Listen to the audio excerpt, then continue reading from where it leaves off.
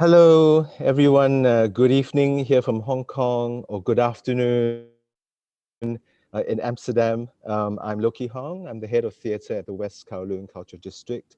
And of course, tonight with me, I have Silvia Bottiroli, the artistic director of Das Theatre, the Academy of Theatre and Dance, the Amsterdam University of Arts. Welcome, Silvia.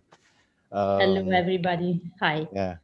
It's good to finally do this, Silvia, tonight after I would say quite a while of us really discussing many things. And tonight I would say this is a formal and the first time where we kind of open our process to everyone who's listening to in tonight or who's joining us on this webinar.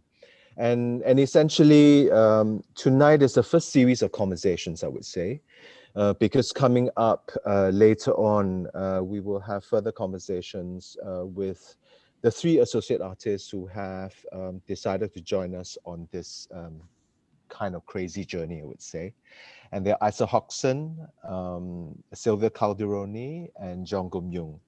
So, but tonight we thought we wanted to open up really our thinking and the way we are investigating this new platform that we hope to make together.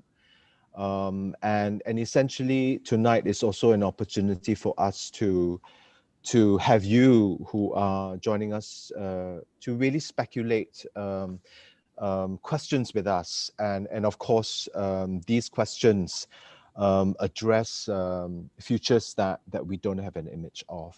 So we really encourage everyone who is here on the Zoom webinar to use the Q&A function to really contribute their questions and provocations throughout the conversation. And of course, Silvia and I, at different moments, we will turn to your questions. And for those of you who are joining us on our West Kowloon YouTube and the Freespace Facebook page live, you can also ask the questions in the chat conversation, and my colleagues will forward them to us in the Q&A here. So of course, these questions can be in a form of what if, which is how Silvia and I have decided to kind of title tonight's conversation. But of course, there can be a series of clarifications, speculative questions, questions that are not possible to answer yet. Yeah? But it's also a place for us in this conversation to open up to others for collecting questions that may be addressed for future sessions.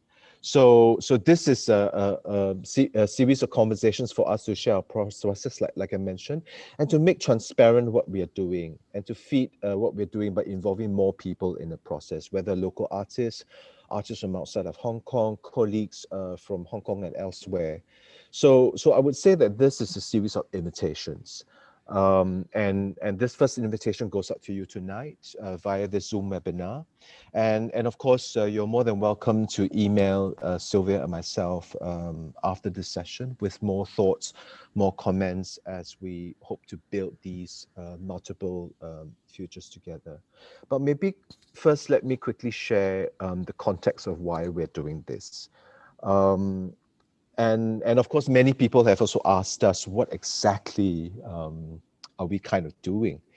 In some way, it's exactly something that we are still in the process of discovering through a constellation of people that is kind of around us. But also we're hoping to have within our sphere other people that we do not know yet, and other thoughts that perhaps will contribute very much to the discussion. But in the very beginning, when I invited Silvia Bottiroli to join me on this journey, the first question, or at least the first things that we talked about, had a lot to do with the institution, because both of us were working in institutions, and we were looking, or at least re-looking at the role and the power and privilege between institutions, artists, curators, and audiences. So in a way, we were looking at possible ways to redefine our values, principles, methodologies on how we want to live and work together. Because currently I belong to a very large institution in Hong Kong, the West Kowloon Cultural District, and we're still in the midst of developing and expanding the institution. And one of my personal kind of anxieties is that we become just like any other institution elsewhere. And in a way, this is an opportunity for us to kind of reopen this discussion. Then what is our relationship to our many colleagues who are really also in the context of thinking about these futures that we don't have an image of. So really the intention is for this platform to manifest sometime in the summer of 2022 onwards as a way for these conversations, the questions, and the thinking to physicalize in ways beyond a project, beyond a festival or a series of presentations. Yeah. Silvia? Yes. Thank you, Ki-hong. Yes, I would just maybe continue in starting to open up and contextualize what we are aiming to do today. So this is a conversation, and it is in the first place a conversation between the two of us. That's how we thought of actually starting a series of conversation and starting a kind of process of opening up to other voices. And we thought, because of how we are working together and because of the kind of questions that we are exploring, that a conversation would fit much better than a presentation of what we are doing. So the aim is really to start opening a series of talks where we can together with other voices explore what we are trying to do and what we don't know yet. And we thought also to start the two of us by maybe sharing what we do know indeed about what we are attempting at or what we are trying to build and what questions are really guiding us, but also what principles, as Ki-hong was saying, what values are kind of leading and guiding us in this process. And we thought the conversation already says something about that. It's a kind of polyvocal place or site where multiple voices can talk to each other, and also where questions can be formulated and answers can maybe be elaborated and tested somehow in the conversation itself. So we see this as a joint exploration of something, and in the we, the collective subject that is involved, we like to imagine it as open as possible to other voices and to other positions also in the field. So already artists who are associated to this journey and other artists with whom we are collaborating, and a lot of international colleagues also that we are in conversation with in different forms. So that's also a conversation aiming at building up other kind of conversations, so to say. And yes, we thought of how to invite all of you to join us today, and we thought of this title, "What If?" Because what if is is a key question somehow, and is a working question that has been with us since the beginning of this project, and somehow setting the tone of how we want to collaborate together. What is the space that we were willing to create for ourselves and for others? So, and maybe I try to say a bit more about what if, because that's also how the invitation is landing now with you and with the other people joining from now on, which is an invitation to kind of approach something to be a project, in this case, an idea of a platform. We will say more about that, by fantasizing or speculating about the possible configurations that it can take. So by, in a way, before limiting our imagination to what we know that is possible, that is realistic, that is suitable, that is fitting with the context that we are working in, to really open up this question. And we, in a way, go back to that as a constant, as a tool that we can constantly use in a way to go beyond the ways in which we can already think, and the ways in which we can already imagine. So we have adopted a kind of practice of shared speculation, so to say. And maybe it's important to say that by speculation, of course, we mean a movement towards a future that we don't know yet, that we can't have an image of, and we don't want to have an image of. So speculation is very prefigurative in that sense. So it's an attitude that works without a given image, but tends towards something. But it's also, and that's maybe also a reminder to ourselves in the first place, I guess it's also something that has to be kind of grounded into a present and also into a past. So it has some gravity. It's not just a free imagination, but it is grounded and yet trying to go beyond. And of course, that's the big question, I think, for the arts in general, how we can honor in a way, but and also take into account and reckon with the past and the present as an historical moment, and yet moving towards futures. So that's the speculation is also the invitation that we shared with artists and that we would like to share with more people now, in the sense of formulating kind of questions that can be working questions, so that can be very concrete tools, somehow also can be research questions, but that are also open questions, or questions that we can't answer. And as we know, those are the only interesting questions, and questions that maybe can't be answered or can be answered in many different ways, but that can serve the purpose of opening up something in the way we relate actually to the world and to the arts. And then maybe also to get this conversation started, we thought to perhaps start from some of the questions that we have already shared. Last year, we have, Ki-Hong and I have been invited to contribute to an issue of Imagine Theatre, the issue number 5, curating. You are finding the link to the publication in the chat now, and you can access the whole publication. It's a series of publication about theater, and this one was focusing on as you see on curation in particular. So we were asked to contribute to that, and we did so by writing a small text, which is actually a collection of questions. Would you like to pick one, Ki-Hong, and shall we start to open up some of these questions? One. Yeah, sure. Thank you, Silvia. So if you happen to go to the text, or if you've read it before, there were two kind of it's kind of one question, but it's in two parts.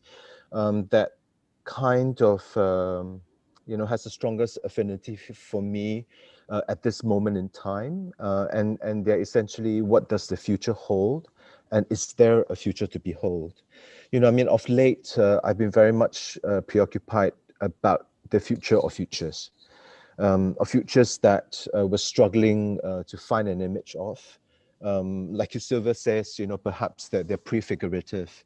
And these days, for me, I need to hold on to something that would keep me sane, to give me strength and to give me some semblance of hope to go on. In thinking about futures, it really allows me to float somewhat above the current storm that we're all in right now. Looking at what's been happening across the world, it's been very, very trying, I would say. And so for me, in thinking about futures, it's also a way for me to see beyond what seems like an impossibility, perhaps also as a rehearsal for what is to come.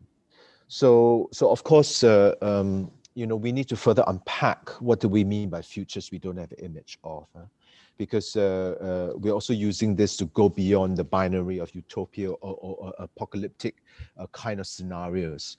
And this will only appear in this process of unpacking and questioning. But more importantly, as Silvia has also rightly said, is when other voices outside of our inner circle can be made known to us and can be added to the collection of ideas, thoughts, methods, processes, in order to shift how we really want to work.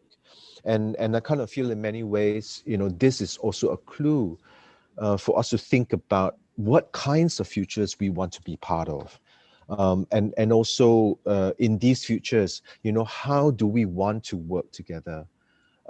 Because I feel that a lot of the kind of methodologies, a lot of the systems, the structures have been failing us, I would say, as we look at the world in crisis. And so it takes I think, much more than a village, to really come together and to really unpack and understand what is it that we want to kind of drive ourselves toward. So in some ways, Silvia and I started also to hover around a way for us to articulate some of these thoughts, and at some point we arrived at the idea of the collection, and in some ways this was also a reference and something we borrowed, say for example within the visual arts, where of course for all sense and purposes, in terms of the core of the practice within museums, of course, is about building the collection. But I think in some ways, we were trying to reimagine the idea of the collection in very, very different ways. So perhaps at this point, I invite Silvia to kind of also bring us through where we are right now, and what do we mean by building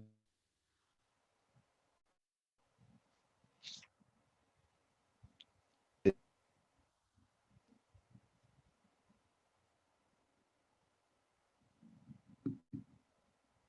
Silvia?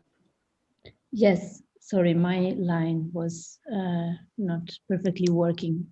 Can you hear me? Yes, I can hear you now. Yeah, Yeah, there was sorry, a slight lag. Yeah. Okay, I think Yeah, I no lost worries. it for a moment. But yes, you were inviting me to join the conversation and linking to the collection, right? Yes, correct. Yes. Yes. Yeah, I mean, yeah, the collection is maybe one of the key words or the tools that we have found for ourselves in this process. And in a way, we are still slowly unpacking what this process is about. We will get there. And that's perhaps also a choice to focus on the how in this conversation also, before defining what that is about. So as Kyung was saying, yeah, we gathered a lot of questions that we have about artistic institutions, their roles and responsibilities, and how we ourselves want to be accountable and how we want to work. In a way, also trusting that the work that we are doing, curators, artists, researchers, is also a work that can say something exactly about the how we can work and collaborate together, and how we want to live together um, within humans and also beyond the humans, obviously. So the how has been very important to us, and somehow I think we felt a need to first decide or make some agreements about how we wanted to work before deciding what should be the product or the outcome of this process. And the collection came to us as a as an invitation to rethink it. So we started working on the definition of collection that Walter Benjamin formulated, which is per se very intriguing definition. Basically, most of you probably know, but basically Benjamin looks at the collection as a kind of temporary and open collective body made of objects resulted from the gesture of collecting, so and assembling them into a kind of collective configuration on the basis of some principle that can be a idiosyncratic principle. And what Benjamin says, what we found interesting, is that a collection is per definition a very uncertain object somehow, and very undefined, in the sense, although very often it's not meant as such, but it is undefined and uncertain in the sense that any new item that is brought to the collection can potentially redefine the meaning of the collection itself. So we started being interested in possible forms of strange collections. So not the collection of identical objects that can, in a way, confirm each other's identity by being in the same place, but really the idea of a collection of objects that don't belong, somehow don't belong to each other, and by inviting themselves or being invited to join a collection can also redefine what that is about, can redefine this collective body. And then we were interested in also pushing this a bit further and questioning what if, actually, what if a collection is not made by one individual, but is made by multiple individuals. So it is made on the basis of very idiosyncratic principles, and then more people have agency to invite objects into a collection, therefore to change completely, in a way, where the collection is going or what that is about. So how can we share agencies in the making of a collection? Um, and what can a collection become when it becomes even more unpredictable, even more uncontrollable than what a collection already is in Benjamin's term. And one thing which we also found interesting, I guess, is that the collection also does something to the notion of the use and to the notion of the object. I'm using object as a very broad term, but maybe we can have in mind very concrete objects that may end up being in a collection. What a collection does is normally to extract an object from a context and to, in a way, extract it from its customary use and give it a different kind of use or of value. No, very often we can say objects in a collection are valuable because they are not in use. They are kind of subtracted to the possibility of being used. And maybe we go back to the notion of use in this conversation, but that's something that we also found important in relation to what things do, basically, and what other possibilities are there for things to be doing something else, which is maybe also a question that we have towards ourselves, towards artistic institutions, towards formats that as curators or educators we often work with. And then, of course, in the collection is also kind of pointing out to something that is very inherent to curation, which is a certain idea of selecting, so a selecting principle, and a collection is always curated, so to say. And I guess we were fascinated by the collection as a possibility and by pushing the idea of a collection further, because it brings the possibility of rethinking curation, not just as exactly this kind of gesture of extracting something and giving it a different status and a different value, but rather really questioning what this act of curation can be. And quite obviously, perhaps, but one side of curation that we encountered very soon is also the meaning of care, which is there in curation, and that also is consistently becoming something that we are trying to engage in this process. Yeah, I think in some ways, as we were, because I think Silvia and I began the process, well, now it's 2021. We began the process, I think, sometime in 2018, if I'm not wrong. And obviously, the world has really changed so much between when we kind of began, when the first invitation went out to Silvia to kind of join me on this journey. And, of course, Hong Kong itself has also gone through so much, between the protest and then, of course, into more than a year of dealing with the pandemic. And so in many ways, a lot of how we were thinking and how we were, kind of responding as well to what was changing around us also fed very much and influenced, the way we were kind of thinking, as well as inviting also us to respond and to work also very differently. And so in some sense, this question of care, became quite important. Because I remember when Silvia and I, always catch up, once in 2 weeks, for example, we will always begin with asking, how are you? How are you doing? And between, the context of Silvia in Amsterdam and myself in Hong Kong, this was a kind of a common thing where we looked at what does care means for ourselves and for each other. And of course, how can we hold the space for each other? I'm going to quickly share my screen right now, and what you will see is an image that we have used as part of the communications of tonight's conversation. And this image was provided by one of our associate artists, Silvia Calderoni. And it was an image that she gave instinctively as well, you know, when we asked three of our artists to kind of submit an image that in some ways, you know, speaks to them as well as to this platform that we were dreaming up together. And this image, of course, is a work by Franz Goetz, titled Marina Schminke Luciano, painted in 1975, which is a hyper-realistic painting, you know, that mixes photography and, of course, subject with mixed identities. And in many ways, you know, for Silvia Calderoni, and I'm sharing something that she shared with us. You know, for her, this kind of mix of the rail, you know, with oil and brush, and that looks like a photograph. You know, for her, you know, this shift of the attention, of course, to the mouth of the other, where the mouth, of course, generates a speech. Of course, you can scream. There's also desire, and of course, it is a whole.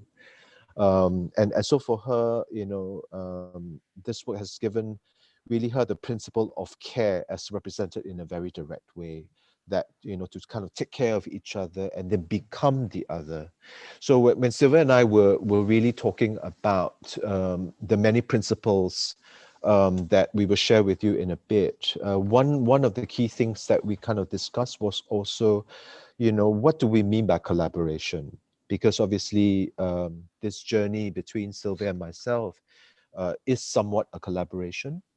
And the invitation to the three associate artists is also an extension of the collaboration. And tonight, of course, this extension goes out to you. And in many ways, we then talked about how collaboration always involved somehow some process of negotiation. And this was something that was quite troubling for us, because it does seem kind of a kind of a mercenary way of kind of inviting someone into creating something together. And so the idea of care was kind of critical in a way that it led us to think about what if collaboration was really about emptying yourself and allowing the other person to completely feel you. So when Silvia Calderoni sent this picture, I immediately jumped, because you know, for me, this simple act, and of course in this kind of very literal description of this image, where one person is applying makeup for the other person, you know, in a moment of intimacy, but it's also a moment of a shared space, a moment where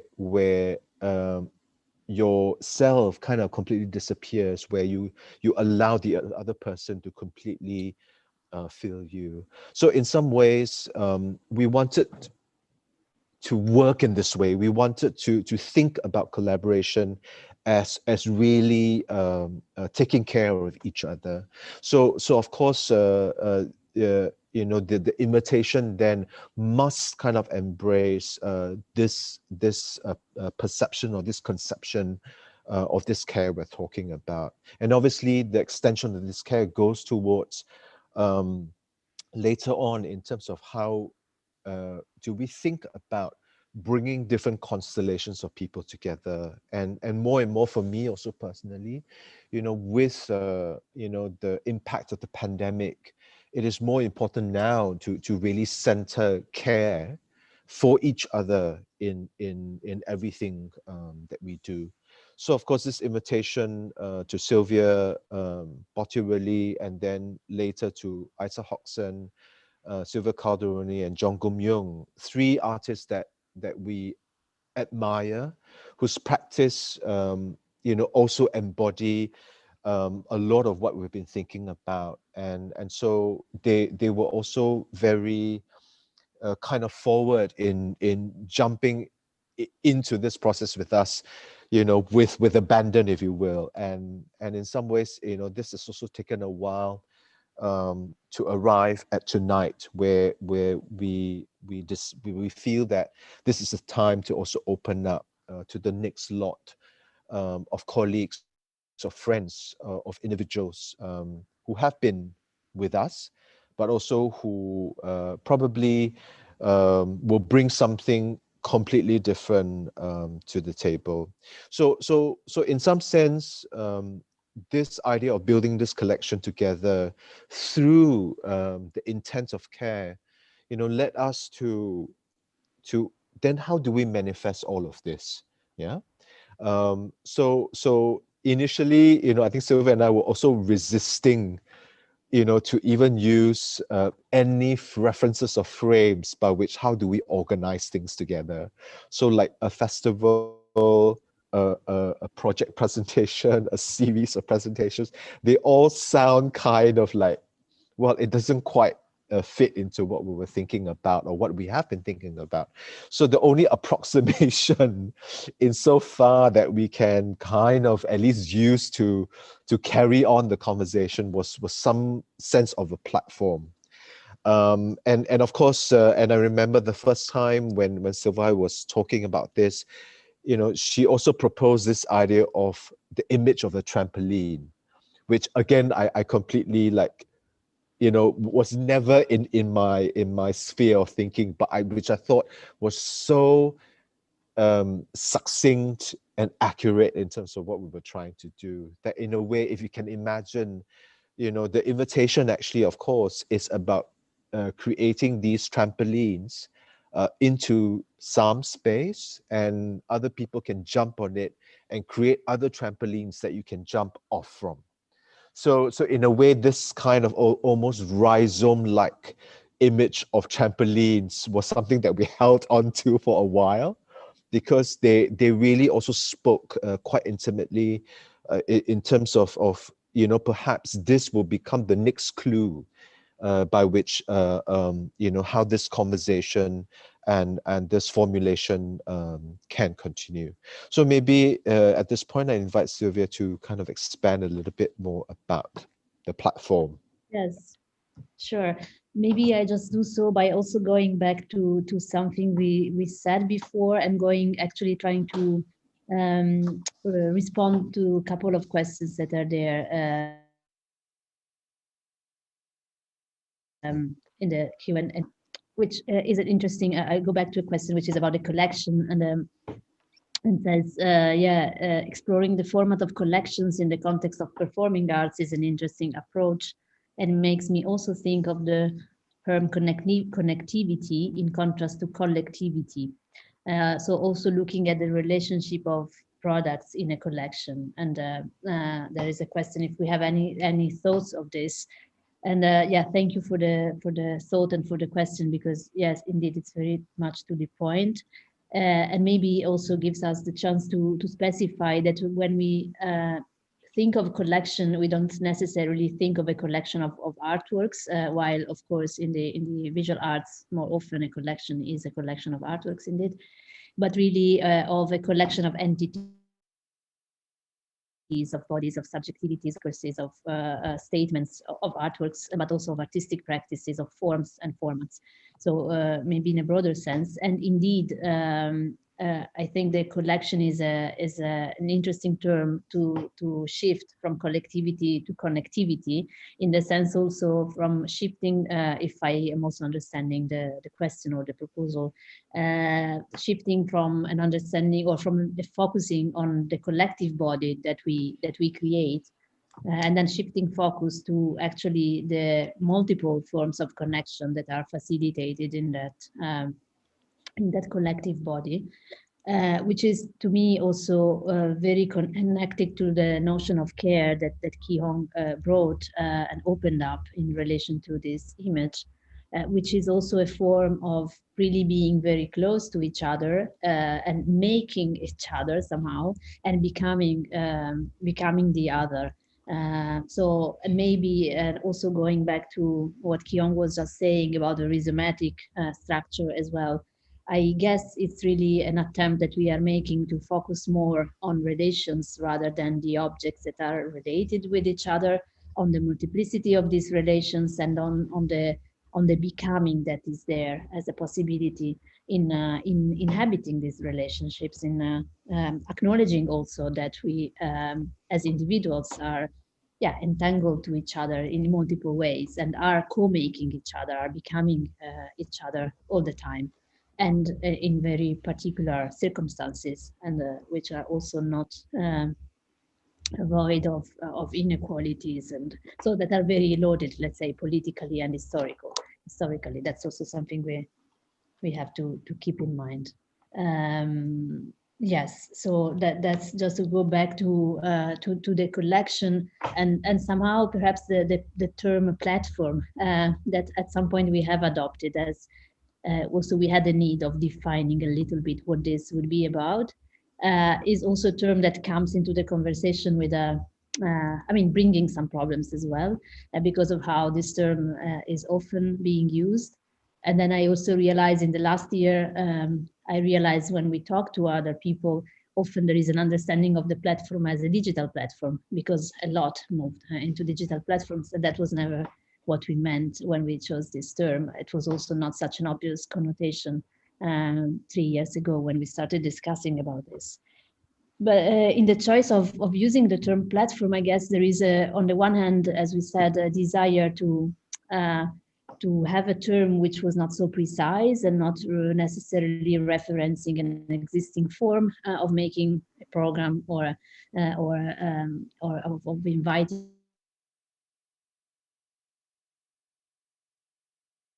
an audience or inviting artists and audience. Appropriate a term that is indeed used in the arts quite a lot, and often defining something. I mean, often a platform is used as, for example, in the national platforms, no? So theater or dance platforms that are nationally organized. So a platform is often a tool which is about defining and framing, but which is also about defining by consolidating an existing identity, and so reinforcing and reaffirming an existing identity. And I guess we were interested in my proposal to focus on the platform as a trampoline, which maybe also comes from my mother tongue, from Italian, where the two terms can be used sometimes with the same meaning. Was just a way of really shifting the focus on something else. So how this platform as a, let's say, shared defined ground can be used as a ground indeed, and as a place from where we can jump over and into something else, which is also a way to say how identity can be, I mean, doesn't have to be reinforced somehow, but can become itself by also decentralizing for itself. I mean, this movement of moving outside of what we know, outside of what defines us, outside of what we define as a platform itself, is also an invitation, I think, of thinking and understanding of identity in relation to movement.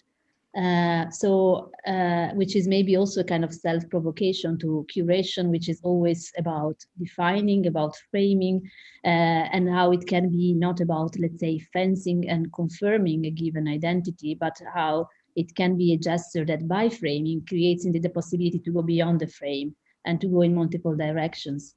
But to sustain, in a way, this jump, to offer a ground for a jump to happen. So I think it's probably very clear that we are interested in movements much more than in given positions.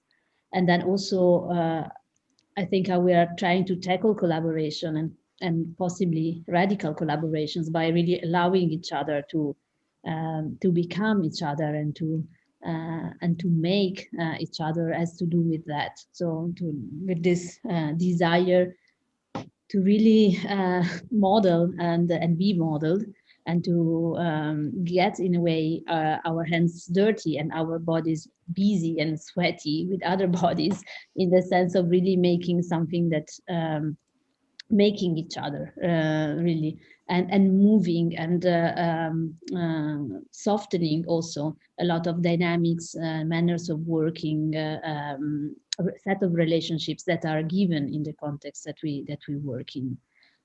And I think it all started also, Kyung, with one of the terms that you brought to our conversation from the beginning, and that we have been trying to tackle and redefine or not define. Yeah, so when as part of the initial conversations, I also started to kind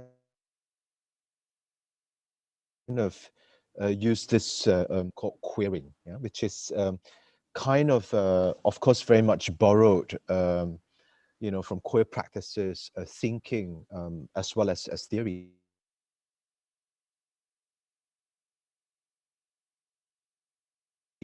in do with, especially for me in the 80s, when the queer community very much had to depend on itself to kind of redefine its relationships, to kind of redefine context by which they function, as perhaps in part a commentary to the kind of mainstream structures, but more importantly to find each other. So in many ways, for me, the idea or the image of the chosen family was also something, for me.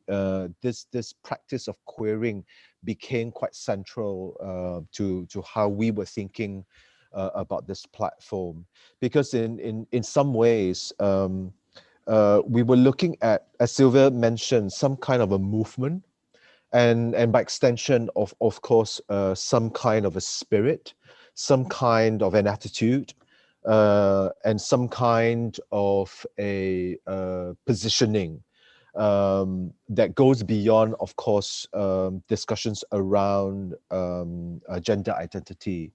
Not to say that discussions around gender identity is not included into this series of discussions. They are, but suffice to say that we were thinking the application of querying rather as a methodology. So not necessarily only limited to thematic content type interest, but really looking at a way for us to work together. So a methodology of querying our understanding of curation, of artistic institutions, of art making, of audience, coming into the fold, and of art practice, so on and so forth. And so in that sense, we were, as part, of course, of the attitude of querying is also borrowing from other fields of thinking, yeah, where for example, in the kind of book balls where houses, where they compete, and they, in the full regalia, of course, it's the performance of realness, and obviously it is a borrowing from kind of, mainstream references of a gender location, but then in the performing of it, and in the living of it, and in the kind of manifestation of it is very much also really pushing, what exactly do we mean by kind of, in that context, gender identification. So for us to also borrow, have this spirit to borrow from other fields and other disciplines, became one of the ways by which we also have chosen that perhaps this could guide us how we want to work. So as part of our conversations, we also came up with a few of what we call principles. They are, of course, still kind of drafts, but something that has stayed with us in the course of, well, since the beginning of 2020, actually. I would say, and in part, obviously, they were because of the context of the pandemic, but more importantly, they were also because, as we've shared earlier, it is also about how do we become the other. So one of the principles that sort of guided this querying as a methodology was this question of unfamiliarity. And of course, when Silvia first talked about it, it was also the context of her being unfamiliar, say, with Hong Kong or with my part of the world. Yeah. And obviously, there's also the unfamiliarity of course, the context of the pandemic that has brought on a whole host of uncertainties, a whole host of, almost feeling that the carpet has been ripped out under us when we had to deal with day in, day out, from different regulations to lockdowns to how can we be with each other physically. Yeah, these were all unfamiliar kind of contexts and scenarios that we were trying to grapple with. And so by holding on to unfamiliarity, it's also in a way that it continues to kind of push us to not be too comfortable in a lot of our processes. Yeah, that we constantly need to embrace this as a way for us to kind of develop these futures that we don't have an image of. The second principle, which sounds somewhat like is something what we like to call, despite everything, we will always go on. Because after enduring almost more than a year of having to stay at home, with all our venues closed, with a lot of work basically brought to a standstill. We were all, well, people have used this word pivot and try to, pivot ourselves to the digital platform. But for us, we were also trying to think beyond the digital, and really to think about scenarios by which we could continue to do what we need to do, regardless of regulations, regardless of, I think, the context of what's been happening around us. So obviously this can extend beyond, the scenario of the pandemic, although I must say that the time of the pandemic has also contributed very much to our thinking. So in some ways, the third principle is something that we've talked about, which is this sort of reimagination of the collaboration. And I think someone also in the Q&A mentioned that this is also referring to this question of generosity and vulnerability. And I think, thank you very much for that contribution. Because you're absolutely right, in that in order to empty ourselves, we have to allow ourselves to be vulnerable. We have to begin with the point of generosity, but I think also a generosity without the assumption of receiving something back. So in some ways, I think this kind of uh, uh, continued process of emptying ourselves, was the third principle that we thought was important. But I think maybe at this point it'd be useful to also have Silvia, of course, to expand more on this question of querying, but also in particular the question of querying in relation to queer use. That we feel that is something that we're moving towards especially for this coming year in 2021, before the actual platform begins in 22. So Silvia, can I invite you to Sure. expand more about that? Yes, and again, I will tackle this question by also trying to connect to a couple of other questions and comments that we have in the Q&A. Thank you everyone who is contributing.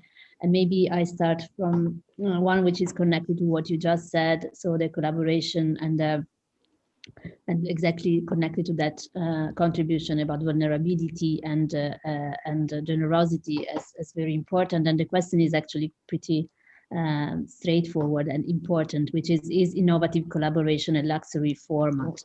The question is about, what are structures? Are there structures out there that can support innovative collaborations in the cultural sector? Yeah, I think it's a very important question, and somehow what we are trying to do is also to use the structures that we have and to also use the institutional framework that we are cooperating in as a support structure for innovative collaboration. Maybe also acknowledging that very often as, I mean, as curators or as cultural workers, we are also in the position of being the gatekeepers somehow, no? Or being the one that can create forms of access or facilitate some forms of access or others. And that we have the opportunity to be working and engaging with institutions that are or could be the support structures that are needed. So I think again that's maybe what we are trying to do is also to make use, and that also connects to the queer use very much, to how we can make use of existing structures and how we can ask them, these structures, these institutions, these contexts, these fundings, these resources that are there to cooperate in order to facilitate certain kind of projects and not others, which is also very challenging process and process of institutional change, and which is also very much contextualized, I think, at the same time in the transnational performing arts field, as we know, but also in a very specific context of Hong Kong in this case, which is also a context that we are trying to engage deeply with and to take into account very, very seriously. And then there was another thought, thank you for that, and also somehow a form of question, which I think is just a question I would like to read out loud for everybody, because I'm just reading a part of a maybe of a longer text, but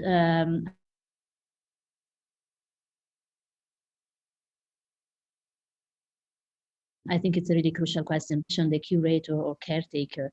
The question was related to what we said about care.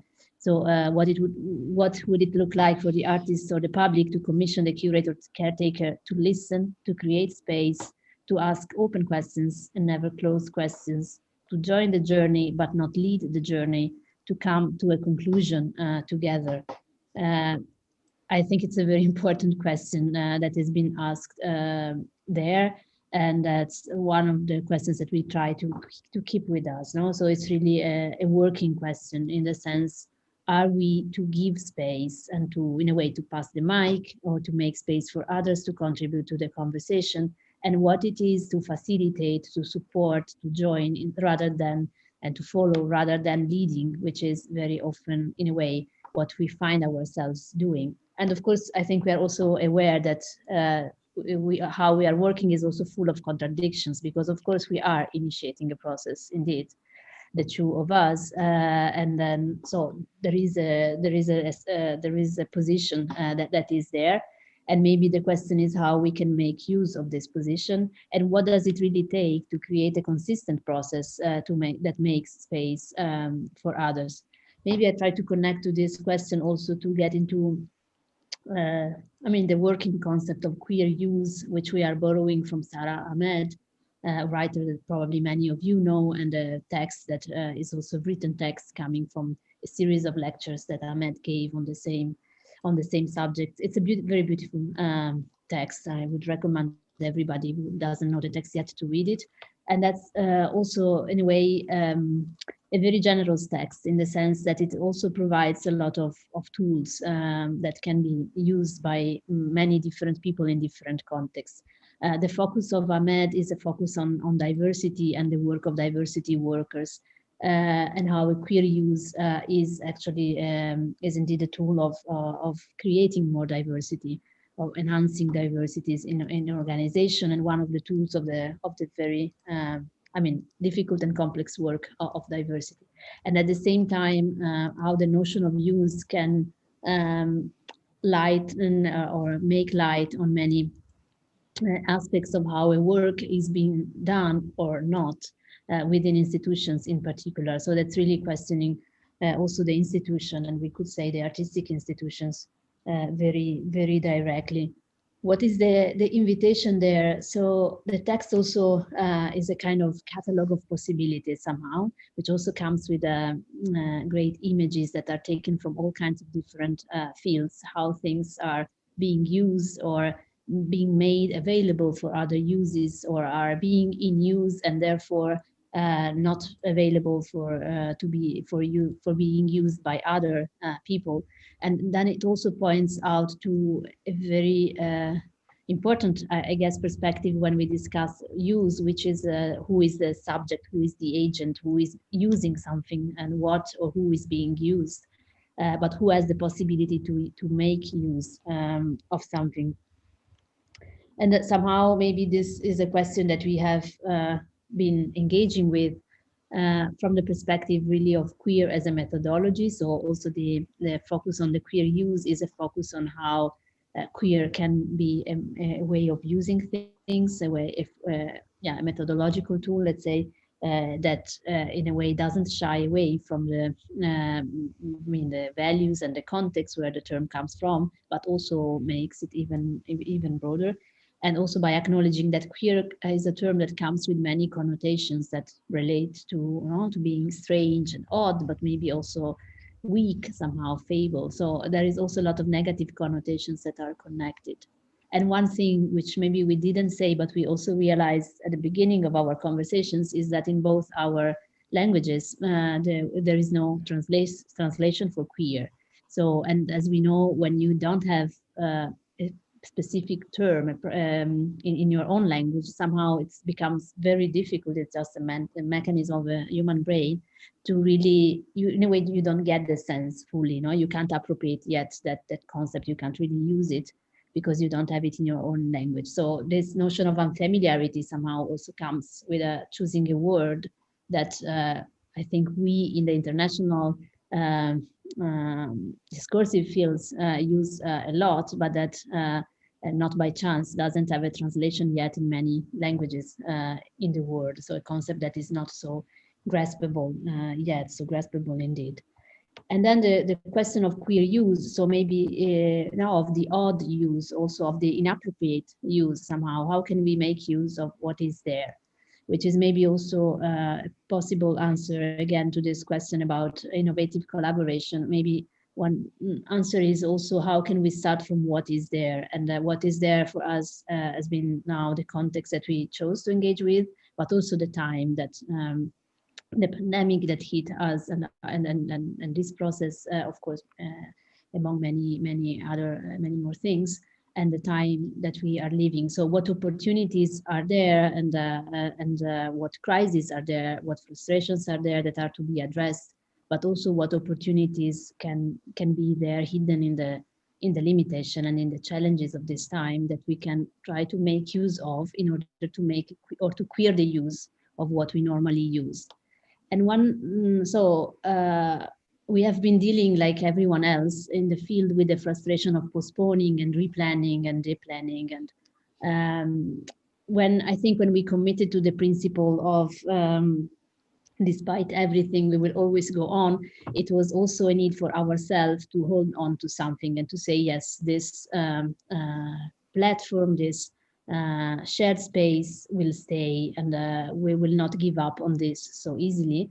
But at the same time, it was not an idea of going on no matter what, in the sense of being performative and having to prove things and to be productive. Rather to say, yeah, this is valuable, we hold on to this and we keep nourishing this space. No matter what. And the no matter what, I think, was also was important for us to keep going in this moment, to be sharing a no matter what with other people. And then we started thinking, but actually what can be actualized, what can materialize already in this moment, and how can we, in a way, stop being frustrating with the postponement and engaging instead with what is possible now, with what can be done in this very moment. And that's how we started working on a series of on a first series of projects that will materialize indeed in Hong Kong in the upcoming months, between 2021 and the second half of 2021 and the beginning of 2022, which we are calling prototypes. Again, another working concept and tool for us, which is also a way of setting certain maybe expectations, and also on ourselves and on the projects themselves. So by prototyping, by using the term prototype, we thought of really kind of appropriating some term that has to do with experimentation, with starting, with creating kind of pilot and prototypes indeed of possible projects, of something that can be scaled up, but maybe can also be scaled down or can say what it is. And that can also be proposed to a field as a possibility that can be used by others and tweaked or transformed or developed further in other contexts. And by prototypes, we are thinking of really prototyping a form of programming and a form of public program, but also prototyping artistic forms, or better, acknowledging that a lot of artists are prototyping forms in this moment, and were also prototyping forms before the COVID crisis, of course, and that this can be supported and can be reproduced and can be developed in another context, and that we could offer something to that. Maybe I just add one small thing to that, and then Kyong, I also give you the floor back to dive more into the prototyping projects themselves. But again, we had to think what are principles that we want to follow. So if we want to start working with artistic projects now, how do we do that? And as we said, one important principle was for us to not reduce ourselves to the digital as a realm where artists should engage with, but instead trying to use the digital as a medium and as a set of means of communication in order to facilitate live experiences. So how do we keep a focus on the body and on the engagement of the audience? Even now in COVID times has been a very crucial question for us, and also very specific choice. What are projects that we uh, aim to support in this moment and that we find important? And then another principle or another question that we are engaging is the question of mobility. It's very obvious. It's also very very much embedded in our own project, where one of us is based in Hong Kong, and then four of us are based in different countries and continents. And I'm referring now to myself and to the three associated artists, of course. And many more artists that we are involving are also either from Hong Kong or based in Hong Kong, or living and working in other contexts. That was a concern that we shared, I think, from the beginning, that we had no interest for this, for a way of working where somebody would just connect very randomly or very quickly with the context. So I had personally no interest in curating a project in Hong Kong if I were not engaged with the context more. And of course, these forms of engagement, started also with physical travels and with spending time, and also witnessing, if not engaging with movements and meeting people and working with groups of people in Hong Kong. And then this all stopped soon after. But also the mobility or the hypermobility as a constitutive trait of international, transnational performing arts collaboration is something that very obviously we had to face like everybody else. And we decided to face by also trying to, again, to look at the inequalities that are there with regards to mobilities, and at the same time mapping artistic projects that are based on the possibility for artists not to move, but also acknowledging that there are artists for whom moving and in a way being present in other contexts is extremely important. So that all our positions with regards to mobility are very situated, are very much located in our own position and in where we are. And maybe I give it back to you, Ki-hong, if you want to jump in there also, and how we are trying to relate mobility also to transmission. And I Yeah. will keep reading the Q&A, and then maybe invite other questions into the conversation. Yeah, I think this is a good time to bring another contribution in the Q&A that, of course, precisely centers on this problem of distance. Yeah, because obviously, because of the pandemic, the distance is kind of magnified.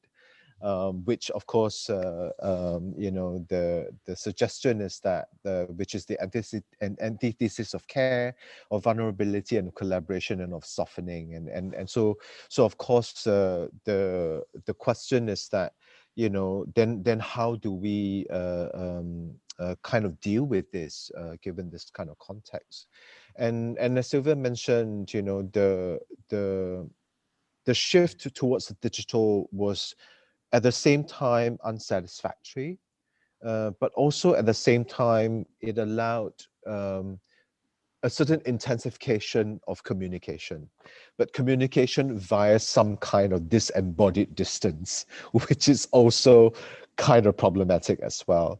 So when we were thinking about the prototyping, obviously distance was a critical question that we had to address, because in all kind of practical terms, it is still physically difficult for mobility to kind of take place, given a lot of the border restrictions, the lockdowns, and all other types of regulations, what have you.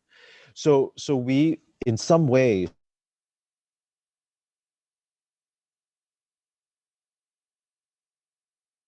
and I have to also preface by, there are also other colleagues who are in similar processes of also mapping and collecting all these kind of shifts.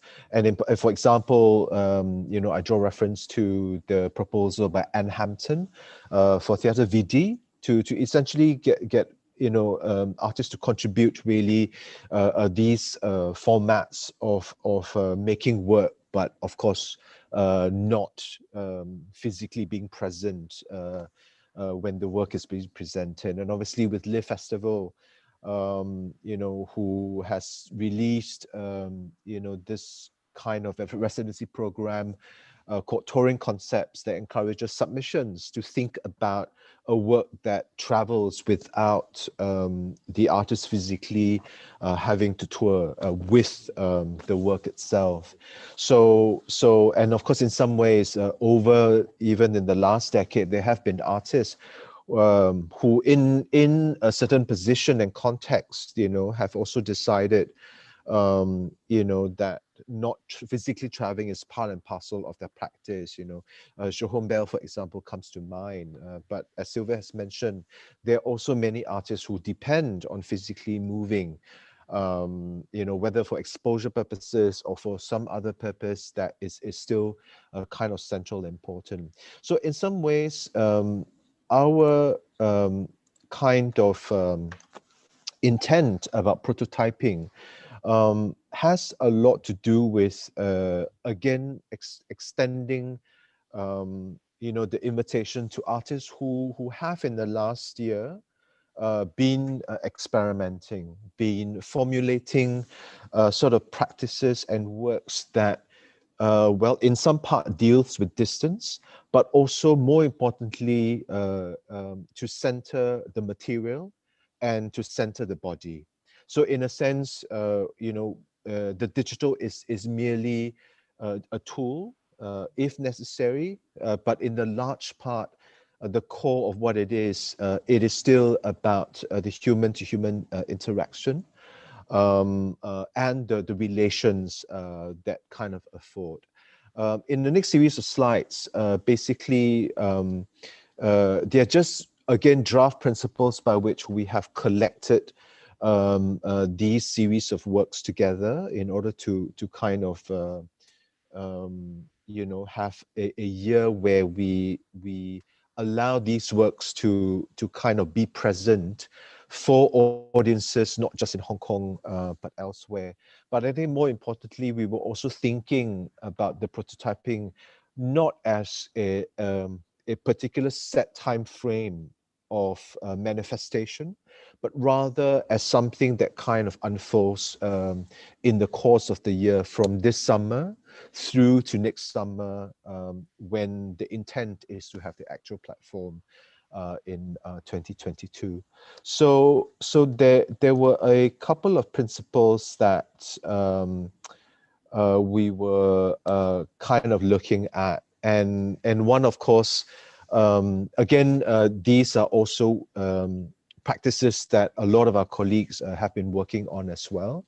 So performances for live audience from a distance, again, the problematic question of distance kind of happens. But obviously, like I said, it's also anchored on materiality and, of course, of the body. And the second is the idea of transmitting sort of live work is in conversation with local artists, not only kind of functioning as an avatar in substitution of the artist not being able to come, but more in a conversation and co-authorship. So obviously this question of co-authorship also have been something that we will have to unpack and to address. But it is something that is a space that's kind of opening up for artists to enter into these kind of conversations. And the third one is a peculiar one, which at the moment, tentatively, we're calling them parasitic projects, because in some ways, maybe we've been very much in the throes of the pandemic and thinking about, viruses, bacteria, and all that became kind of in our headspace. But the idea of a parasitic projects that kind of attaches itself to existing or projects that are in motion, in order to somehow manifest in moments when it kind of becomes dark. Like, for example, during the dark day of a theater, this work kind of takes over the space, if you will. So the next couple of slides, I'm just going to show a series of projects and artists that we have been in conversation with, whom we feel will also facilitate the opening up of a lot of the questions that we have been sharing and in conversation with you in the last hour or so. So of course, some of you and many of you have maybe experienced this project by Samara Hirsch that in and of itself already kind of takes care of certain level of social or physical distancing, where the teenagers appear only in your mobile phone as you enter into a conversation with a teenager that you don't know, that you don't know and you've never met. But is someone or a teenager on the other end that perhaps has a lot of questions for you, that you have to also kind of start to recall what was it like for you when you were a teenager. So this kind of work where it kind of builds a at its core a relational context was something that was important for us as well, even as we began to think about works that tries to kind of step out of the digital space, where in some sense, now very few of us have any conversation on the phone. It's probably either leaving a voice message or texting. So very seldom somebody calls me. Yeah. So this is also an invitation to start calling me if you have my number. Yeah. There is also this other work that sort of deals with a completely different realm of work that goes back to the centrality of care.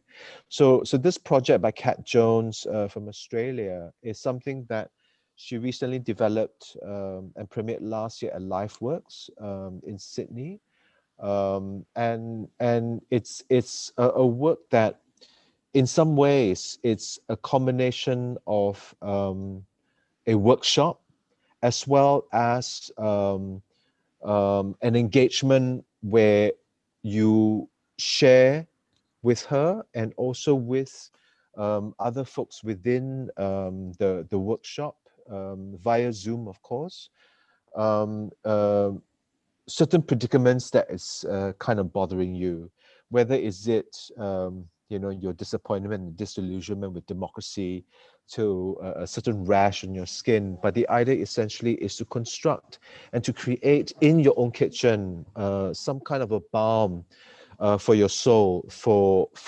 something that is bothering you. So for us, this kind of work that enters into this space of healing, if you will, was also kind of quite critical in terms of how we want to kind of bring this context into that conversation. So these are just some images that the work has kind of begun. And so in some ways for us in Hong Kong, obviously, the access to Chinese medicine becomes also an important way by which we kind of open this discussion. But what's important, obviously, the audience goes back to something that they can touch and feel. And this reminded me of a session that we were in conversations also with the three associate artists, and Silvia Calderoni proposed that she wanted to send objects from her own house to the rest of us.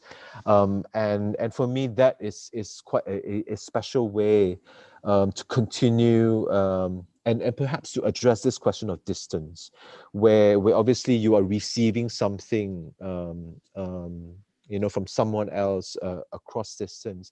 And with this work by Kat Jones, there is that feeling as well, that feeling of actually receiving a package into your home. So in some ways, I think a lot of what we are attempting to kind of unfold, and with of course these conversations with this artist, it doesn't end with the manifestation of a work. The intent obviously is that the work and the conversations will and must continue beyond any singular kind of presentation, because for us in the prototyping, it is important to kind of reframe and to rethink, what do we mean by a certain time and space. So in some ways, a lot of our conversations is very much, expanding into these spheres as well.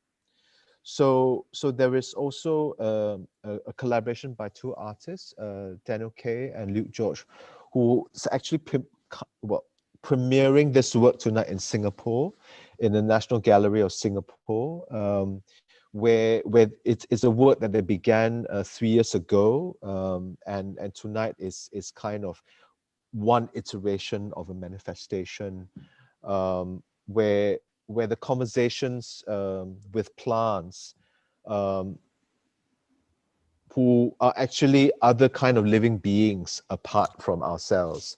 And so this is something also kind of super important to us, to think about what is our relationship um, to the flora and fauna that is not humans. Yeah. So of course, this is not exactly a discussion around the issue of the Anthropocene, but more importantly, that we have to acknowledge that we exist and we work in this world.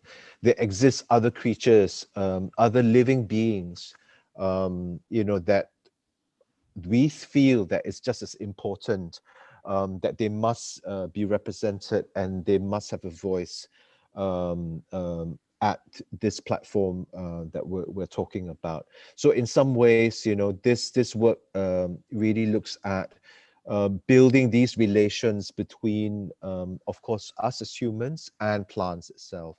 So the work that we hope, or at least the manifestation that we hope to do here in Hong Kong at this juncture will be a care package that arrives at your house, one for your plant and one for yourself.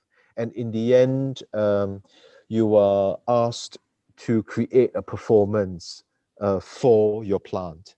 And we're hoping that these plant lovers would bring their plant to us in the park here in West Kowloon in Hong Kong, where we will gather when we're allowed to, in order to perform for each other's plants. So in some ways, this kind of almost strange sight becomes an important recognition that that we are not alone. So there are also a series of other projects that actually the next couple of evenings, um, uh, we will be opening up our sharing, because these are Hong Kong artists that we've invited to obviously respond to a lot of the questions that we have posed here tonight. And later I will post the links to the conversations that will happen online starting this Sunday. And essentially, you know, these range of artists um, were also trying to grapple with what do we mean by a live performance when we cannot physically assemble. And there is one constellation that looks at the idea of telepresence, where your body, you know, completely enters into these robot vehicles that they've created that have real world consequences, that that you can affect the world. So taking, also borrowing from a lot of the gameplay. You know, the idea is that can you, in a gameplay situation, have direct and real world effect in the transmission of yourself through the internet and into these robot cars. There's also one lot that really centers around creating the site of the dream world as the site for performance. So in a way, completely turning the agency of onto audiences, where in a way, you know, the kind of training into how we can, in some part, augment our dreams is perhaps, you know, one kind of manifestation of a performance that completely blows apart, you know, the questions around distance or perhaps beyond the digital. And the third one obviously really looks at the idea of rethinking the relationship, or the tenuous relationship, between virtual reality and tactility and touch, that is quite critical to our body. So in a way, these artists will do a series of online conversations in the next couple of evenings, and I'll post the links for those on the Zoom webinar, and those in the Facebook and the YouTube. You have the dates and time. But just also quickly, perhaps maybe Silvia wants to talk about two more projects that we're also in conversation with. Yes, I can try to do that quickly. So we are also in conversation with the Italian artist Francesca Grilli, and Francesca produced a couple of years ago a project called Sparks, and then in the last year Sparks has had different iterations in different forms, also in response to the COVID crisis, somehow to the conditions where how performance can happen at the moment. And as you see from the image, the protagonists of this work are a group of kids who are always local kids, and who engage in a very particular practice, which is a palm reading, and so one of the possible practice of fortune telling and somehow future telling. So the kids get trained, so they have a workshop with the artist and her collaborators, and then engage in a one-on-one relationship with audience members. And of course, maybe this second image that we have, also Ki Hong, just as an image of how the audience are encountering the work, is a one-on-one session, which is very intimate and based really on proximity and on the touch, two things that are somehow very much threatened and problematic at the moment. And there is an act, I mean, what the artist is proposing among other things, of course, this is just one possible way of opening up the project, is an act of surrendering of the adults, the grown-ups surrendering to the kids, and in a way, by the just of giving them our hand and in a way our history and our future, there is also trust that others can tell about us and that kids can tell about the future. But also, and of course, that's also very vulnerable and also very kind of risky situation where things may be said that have a huge impact or that would resonate. And I think this is also, this performance is also very much questioning whose story is that, who is able to give meaning to what is being said, how things resonate differently in the person who is saying them and the person who is listening to them, receiving them. But it's of course also a very obvious proposal of reversing certain power relations that are normally at place, and giving space to some and giving really voice and the floor to the youngest of the human beings that are very often not being heard, or not being heard as voices that have an authority, that have a say on things. And also the last project in this collection that we have at the moment, that we are making with the artists, and the last conversation that we can open up, I mean, can just introduce to all of you tonight, is a project called, yeah, in the English translation of the title is actually You Breathe in the Garden as You Do in the Forest, by the Catalan, so the Spanish collective theater company El Conde de Torrefiel. And this project is made for two spectators. At the time, there is no actors, but there is an audio track that guides two spectators in encountering each other in the theater or in a place that serves as a theater. And actually, the two spectators are not sharing the same status. So, as a spectator, you would enter this performance alone by yourself, and you would enter it as the actor, invited to follow a certain score, a certain set of instructions in order to make a small performance for somebody who would be viewing you, who is a spectator. And then there is a moment that the two positions exchange, and then everybody has the chance to also become the spectator of something. It's a kind of chain which is being created by spectators themselves. What fascinates us, I guess, in this project is multiple things. Obviously, one is really that in a way the artists also make a gesture of trust, of creating a score and it literally handing it over to organizers and spectators to operate it, which is also something very rare in the live art, that the artists are not there the moment that performance is happening.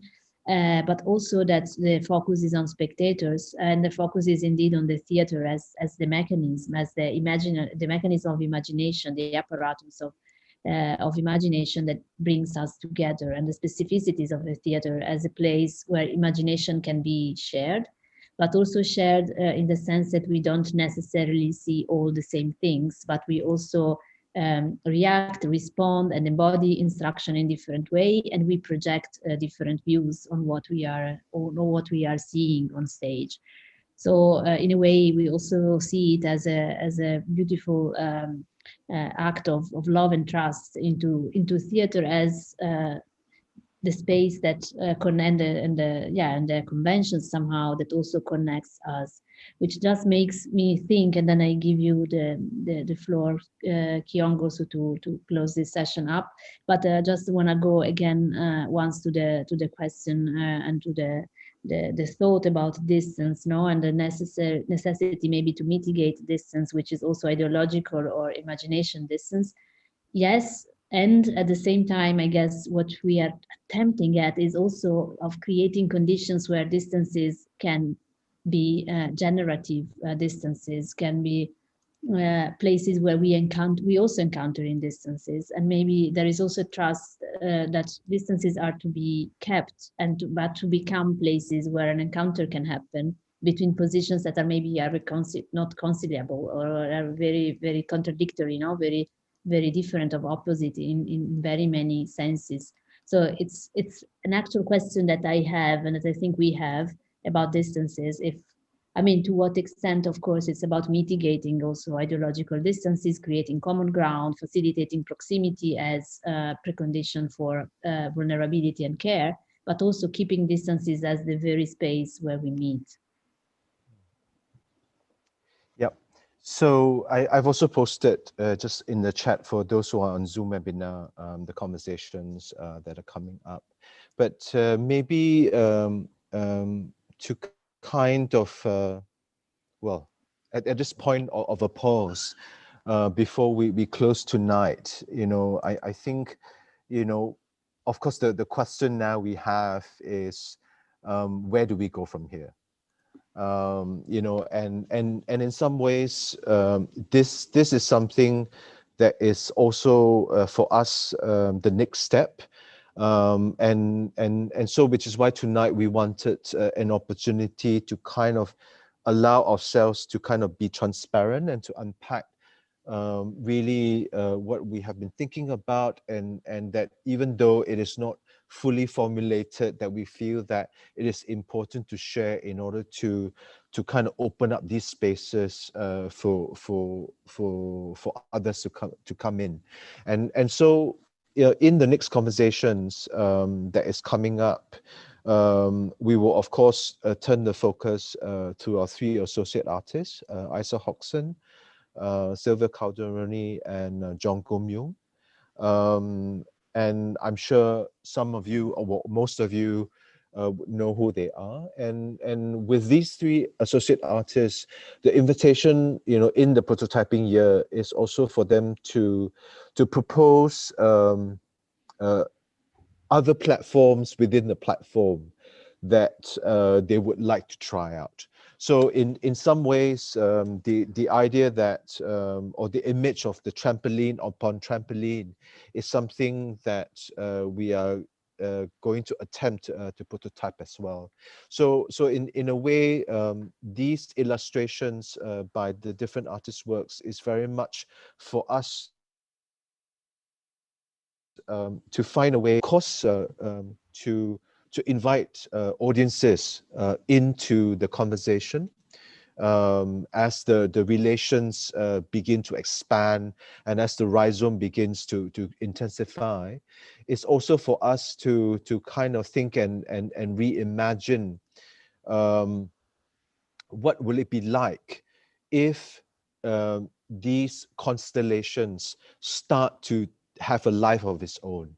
So I think in some ways, I think for Silvia and myself, we're also in somewhat hoping that this will start to spin off and to cycle into other conversations that begin to enrich and to layer a lot of the thinking that we're all trying to grapple with. Yeah. So I just want to quickly reply to a question that someone has about the the presentation by Daniel K and Luke George tonight.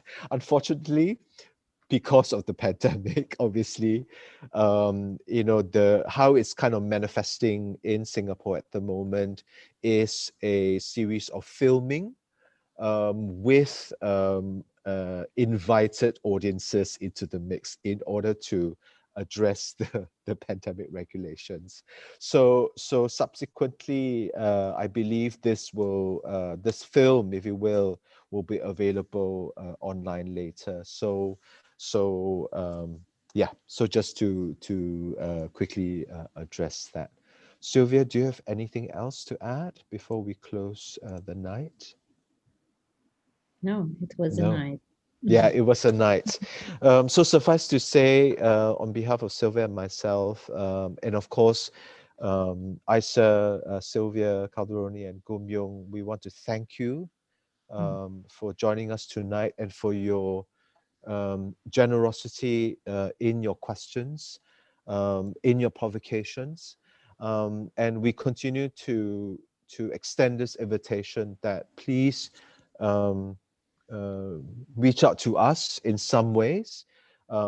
Maybe we should put our emails on the chat so that for the Zoom folks, you can reach us as well. Contact us if you have further questions, further provocations for us, and in some ways, you know, maybe your contribution will, like as we build the collection, will also push us in areas and in spaces and in directions that at the moment we have not imagined or thought of. So thank you very much again for being with us tonight. So we will also say that this session tonight will be available later for repeat viewing.